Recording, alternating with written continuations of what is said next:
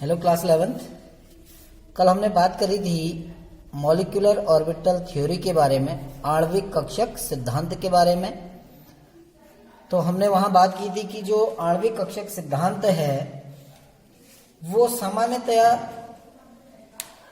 इस बात पे बल देता है कि जिस प्रकार दो परमाणु आपस में जुड़कर एक अणु का निर्माण करते हैं, तो इस दौरान यानी जब अणु का निर्माण होता है तो इस दौरान जो परमाणु हैं उसके जो परमाणविक कक्षक हैं वो परमाणविक कक्षकों के ये जो एटॉमिक ऑर्बिटल है यानी जो परमाणु संयोजन में भाग ले रहे हैं उन परमाणुओं के जो एटॉमिक ऑर्बिटल हैं, उनके परमाणु कक्षक हैं, वो परस्पर संयोजित होते हैं और एक नए प्रकार का कक्षक देते हैं जिसको हम आणविक कक्षक कहते हैं।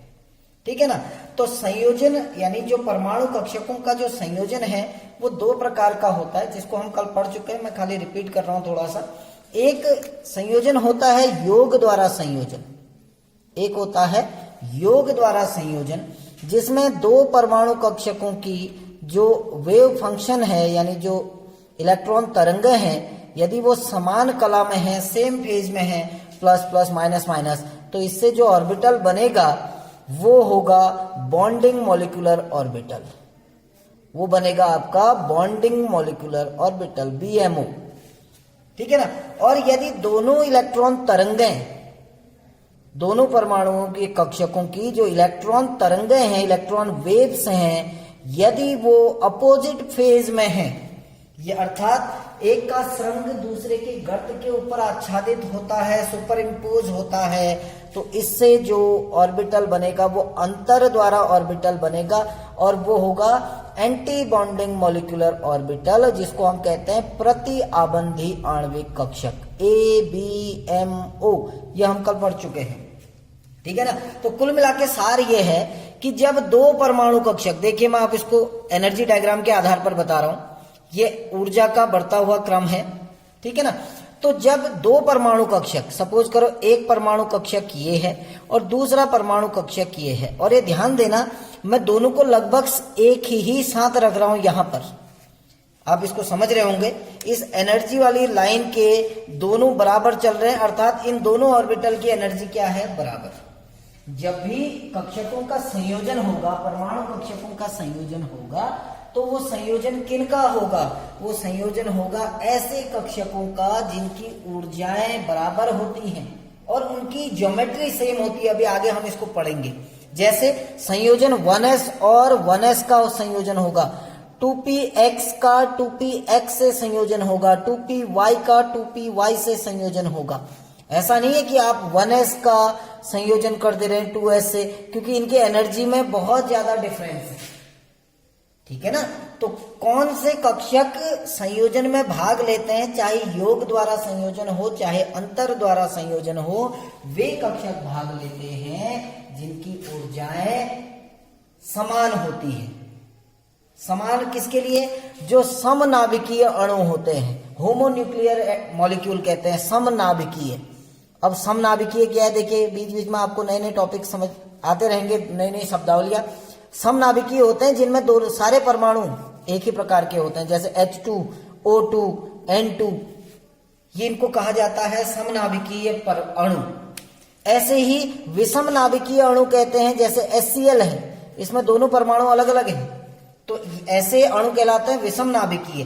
तो जहां समनाभिकीय अणु होंगे वहां समान कक्षक ही संयोजित होंगे, 1s। विषम नाभिकीय अणुओं में कोई दो कक्षक अतिव्यापित हो सकते हैं अलग अलग, लेकिन उनकी ऊर्जाएं लगभग समान होनी चाहिए, बहुत ज्यादा एनर्जी डिफरेंस नहीं होना चाहिए। चलिए अभी इसको छोड़ते हैं फिलहाल। अभी हम बात कर रहे हैं कि ये आपका एक कक्षक है, ये आपका एक कक्षक है, किसी परमाणु का, दोनों की ऊर्जाएं बराबर हैं, इसीलिए एक ही लाइन में रखे हैं। अब जब ये दोनों कक्षक संयोजित होते हैं, पहले ही बता चुका हूं, एक योग द्वारा संयोजन, एक अंतर द्वारा संयोजन, तो जब ये जुड़ते हैं तो ये दो प्रकार के कक्षक बनाते हैं, हमेशा याद रखना। ये दिखा रखा है बॉन्डिंग मॉलिक्यूलर ऑर्बिटल और एंटी बॉन्डिंग मॉलिक्यूलर ऑर्बिटल। ध्यान देना, एक कक्षक ऐसा बनता है जिसकी ऊर्जा कम होती है, जो नीचे बनेगा, अभी एनर्जी है, देखो जो परमाणु कक्षक हैं उनकी ऊर्जा ये है, लेकिन जो आणविक कक्षक बना, मैं यहां पर लिख दे रहा हूं, ये जो किनारे में है ये है परमाणु कक्षक। ये क्या है? परमाणु कक्षक। ये भी परमाणु कक्षक है। ये दो परमाणु कक्षक मिले और इन्होंने बीच में आणविक कक्षक बनाए। ये आणविक कक्षक है। और याद रखना, जो आणविक कक्षक होते हैं उनमें से एक कक्षक होता है जिसकी ऊर्जा इन परमाणु कक्षकों से कम होगी, और एक आणविक कक्षक ऐसा होता है जिसकी ऊर्जा ज्यादा होती है। तो जिस आणविक कक्षक की ऊर्जा कम होगी उसको आबंधी आणविक कक्षक कहते हैं। That means bonding molecular orbital. और जो दूसरा ऑर्बिटल है, जो दूसरा कक्षक है जिसकी ऊर्जा ज्यादा है, वो कहलाता है एंटी बॉन्डिंग मॉलिक्यूलर ऑर्बिटल। और ध्यान देना कि ये जो आणविक कक्षक है ये उतने ही बनेंगे, संख्या में बात कर रहा हूं, ये उतनी ही संख्या में बनते हैं कि जितने परमाणु कक्षक आपस में संयोग करते हैं। यानी सिंपल सा फंडा है कि जितने परमाणु कक्षक भाग लेंगे उतने ही आणविक कक्षक मिलेंगे। दो परमाणु कक्षक भाग ले रहे हैं तो दो आणविक कक्षक मिलेंगे, चार परमाणु कक्षक भाग लेंगे चार आणविक कक्षक मिलेंगे आपको। जैसे यहाँ पर एक परमाणु कक्षक ये है, एक परमाणु कक्षक ये है, दोनों जुड़े, एक कम ऊर्जा वाला आबंधी आणविक कक्षक, एक ज्यादा ऊर्जा वाला प्रति आबंधी आणविक कक्षक बना। ठीक है ना। अब ये जो आणविक कक्षक होते हैं, ध्यान से देखना, बुक आपके पास होनी चाहिए तभी समझ में आएगा, क्योंकि नोट्स मैं नहीं लिखा रहा हूं, आपको बुक से ही देखना है। अब ये जो आणविक कक्षक होते हैं, मॉलिक्यूलर ऑर्बिटल, इनके लिए जो संकेत होते हैं, संकेत, ठीक है ना, जो इनके लिए नोटेशन दिए जाते हैं, नोटेशन क्या होता है? आणविक कक्षकों को हम सिग्मा से और दूसरे कक्षक को हम दिखाते हैं पाई से। अभी ध्यान देना, सिग्मा और पाई क्या है? सिग्मा कक्षक होते हैं। अब ऐसा होता है कि कोई, जब हम परमाणु कक्षक आपस में अतिव्यापित होते हैं तो पीछे हमने पढ़ा है कि अतिव्यापन दो प्रकार का होता है। एक होता है head on overlapping, head to head overlapping, अक्षीय अतिव्यापन, जिसमें एक परमाणु कक्षक का यानी दो परमाणु कक्षक अपने अंतरनाभिकीय अक्ष के अनुदिश अतिव्यापन करते हैं। ये पीछे पढ़ा चुका हूं, इसीलिए इसको हेड ऑन ओवरलैपिंग कहा जाता है। हेड ऑन का मतलब होता है एक ऑर्बिटल का हेड दूसरे ऑर्बिटल के हेड से आपका ओवरलैप कर जाएगा। तो जब हेड ऑन ओवरलैपिंग होती है, जब अक्षीय अतिव्यापन होते हैं, जब दो परमाणु कक्षक अक्षीय अतिव्यापन करेंगे तो उससे सिग्मा आणविक कक्षक बनेंगे। ठीक है ना। अगर यहां पर सपोज करो, मैं एक खाली उदाहरण दे रहा हूं, ये कक्षक और ये कक्षक ये आपस में अतिव्यापन कर रहे हैं। यदि ये अक्षीय अतिव्यापन करेंगे तो ये सिग्मा कक्षक होंगे। यदि ये पार्श्वीय अतिव्यापन, पार्श्वीय मतलब साइड वाइज ओवरलैप, यदि ये पार्श्वीय अतिव्यापन करेंगे तो इससे पाई आपके मॉलिक्यूलर ऑर्बिटल बनेंगे। तो जो आणविक कक्षक होते हैं वो सामान्यतः दो प्रकार के होते हैं, एक सिग्मा और एक पाई। तो सिग्मा आणविक कक्षक कब बनते हैं?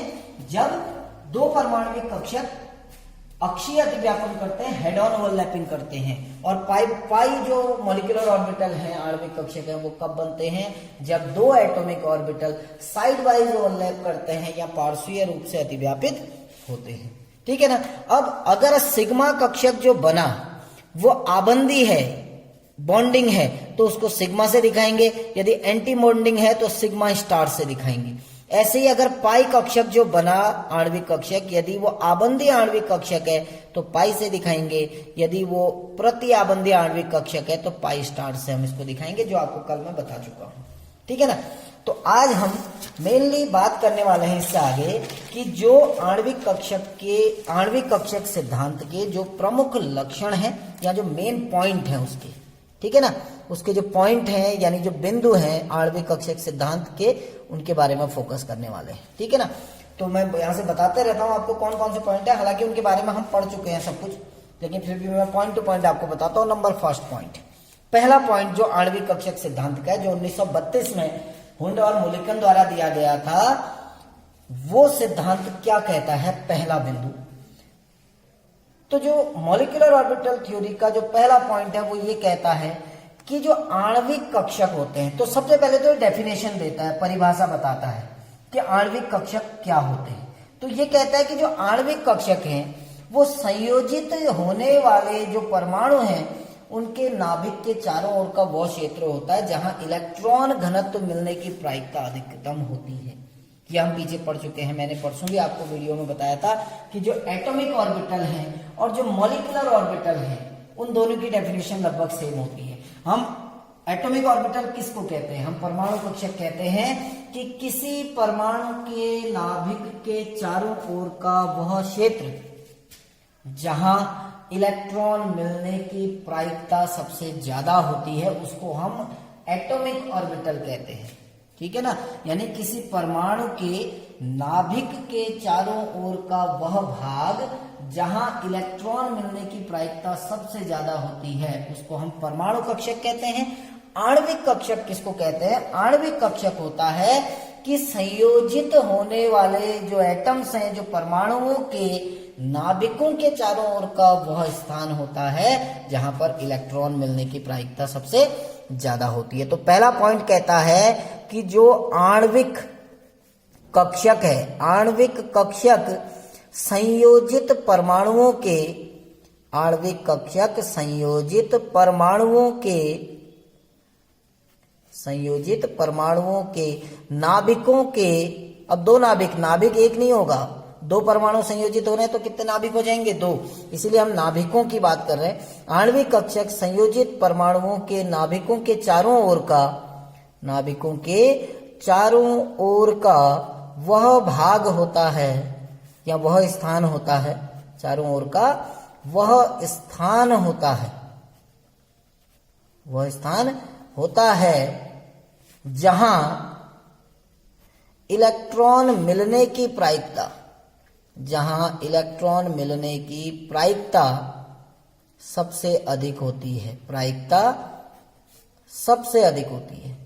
तो आणविक कक्षक हम कहेंगे कि संयोजित परमाणुओं के नाभिकों के चारों ओर का वह स्थान होता है जहां इलेक्ट्रॉन मिलने की प्रायिकता सबसे अधिक होती है, यानी सबसे अधिक इलेक्ट्रॉन मिलेंगे। जिस एरिया में सबसे अधिक इलेक्ट्रॉन मिलेंगे उस एरिया को कहा जाता है आणविक कक्षक। ठीक हो गया ना? तो ये पहला पॉइंट हो गया जिसने सीधे सीधे आपको मॉलिक्यूलर ऑर्बिटल की डेफिनेशन बता दी। ठीक है ना? तो अब दूसरा पॉइंट क्या है? दूसरा पॉइंट ये कहता है कि कौन कौन से परमाणु कक्षक अतिव्यापन में या संयोजन में भाग लेते हैं। जैसे मैंने अभी आपको बताया था कि दो प्रकार के मॉलिक्यूल्स होते हैं, एक होते हैं होमोन्यूक्लियर और एक होते हैं हेटेरोन्यूक्लियर, समनाभिकीय और विषम नाभिकीय। समनाभिकीय मतलब जिनके नाभिक समान हैं, और नाभिक किनके समान होंगे? जो परमाणु खुद समान होंगे। तो जब कोई अणु दो समान परमाणुओं से मिलकर बनता है, जैसे H2 है, O2 है, N2 है, ये सारे समनाभिकीय अणु हैं। एक होता है विषम नाभिकीय अणु जिसमें दो अलग अलग प्रकार के परमाणु होते हैं। तो ये कहता है कि यदि संयोजन में भाग लेने वाले जो परमाणु हैं, ठीक है ना, वो उनके यानी कि संयोजन में जो दो परमाणु भाग ले रहे हैं वो दोनों एक जैसे हैं, यानी अणु आपका समनाभिकीय है, तो उनके कक्षक समान होने चाहिए। यानी ये कहता है कि समनाभिकीय अणुओं में संयोजित परमाणविक कक्षकों में संयोजित परमाणविक कक्षकों की ऊर्जाएं समान होनी चाहिए। परमाणविक कक्षकों की ऊर्जाएं समान होनी चाहिए। परमाणविक कक्षकों की ऊर्जाएं समान होनी चाहिए। जैसे देखो मैं उदाहरण बताता हूं, होनी चाहिए अर्थात इसका मतलब यह है, जैसे अगर हम O2 अणु की बात करें, ये एक समनाभिकीय अणु है। अब ऑक्सीजन का जो परमाणु, दो ऑक्सीजन है, देखिए आप इसमें, इसका परमाणु क्रमांक देखो 8 है, इसका भी 8 है। अगर हम विन्यास करें 1s2 2s2 2p4, इसका विन्यास करें 1s2 2s2 2p4, यही तो है। अगर हम थोड़ा और एडवांस इसका विन्यास लिख दें तो क्या हो जाएगा? 1s2 2s2 2px2 2py1 2pz1, यही तो होगा। इसका भी विन्यास सेम यही होगा, 1s2 2s2 2px2 2py1 2pz1, ये इसका इलेक्ट्रॉनिक कॉन्फ़िगरेशन है। अब क्योंकि देखिए ये समनाभिकीय अणु है तो ध्यान देना, इसका 1s इसके 1s से जुड़ेगा, यानी 1s और 1s के बीच में ओवरलैपिंग हो सकती है, क्योंकि समनाभिकीय अणु है और ये सिद्धांत कहता है कि यदि कोई अणु समनाभिकीय अणु है तो उसके जो परमाणविक कक्षक होंगे वो वही परमाणविक कक्षक संयोजित होंगे जिनकी एनर्जी सेम होती है, जिनकी ऊर्जाएं बराबर होती हैं। तो इसका 1s कक्षक दूसरे के 1s से अतिव्यापित होगा, इसका 2s इसके 2s से अतिव्यापित होगा, इसका 2px इसके 2px से अतिव्यापित होगा, इसका 2py इसके 2py से अतिव्यापित होगा, इसका 2pz इसके 2pz से अतिव्यापित होगा। ऐसा नहीं है, आप क्रॉस नहीं कर सकते हैं कि 1s और 2s के बीच में ओवरलैपिंग नहीं हो सकती है। हाँ, जो आपके हेटेरोएटॉमिक होते हैं, जो विषम नाभिकीय अणु हैं, वहां कहीं कहीं ऐसा देखा जाता है कि दो ऐसे एटॉमिक ऑर्बिटल के बीच में भी ओवरलैपिंग हो जाती है जिनकी एनर्जी में थोड़ा सा डिफरेंस होता है, बहुत ज्यादा नहीं, ठीक है ना। तो जहां ऊर्जाओं में थोड़ा बहुत अंतर होता है विषम नाभिकीय अणुओं में, अभी तो हमने समनाभिकीय अणुओं की बात की ना, तो उसी के आगे ऐड कर रहा हूं, देखो ये तो एक्सप्लेन किया था, उसी के आगे ऐड कर रहा हूं, जबकि विषम नाभिकीय अणुओं में, जबकि विषम नाभिकीय अणुओं में, जबकि विषम नाभिकीय अणुओं में, अब विषम नाभिकीय अणुओं में क्या होगा कि जो परमाणु कक्षक संयोजित हो रहे हैं उनकी ऊर्जाएं लगभग समान होनी चाहिए, जबकि विषम नाभिकीय अणुओं में संयोजित कक्षकों की ऊर्जाएं क्या होती हैं, लगभग समान, जिसको हम कहते थे तुल्य होती है, तुल्य यानी लगभग बराबर, ठीक है ना। तो जिनकी ऊर्जाओं में बहुत ज्यादा डिफरेंस नहीं होता है वो आपके इसमें पार्टिसिपेट करते हैं। वीडियो थोड़ी लंबी हो जा रही है, तो अभी हम केवल 2 पॉइंट पर फोकस कर रहे हैं, जो आपके अभी मैंने आपको बताया, फर्स्ट और सेकंड पॉइंट, जिसमें फर्स्ट पॉइंट में हमने एटॉमिक ऑर्बिटल की डेफिनेशन दी और सेकंड पॉइंट में हमने बात की कि कौन से एटॉमिक ऑर्बिटल ओवरलैपिंग में या संयोजन में पार्टिसिपेट करेंगे। कल हम नेक्स्ट पॉइंट के बारे में बात करेंगे, तब तक के लिए थैंक यू।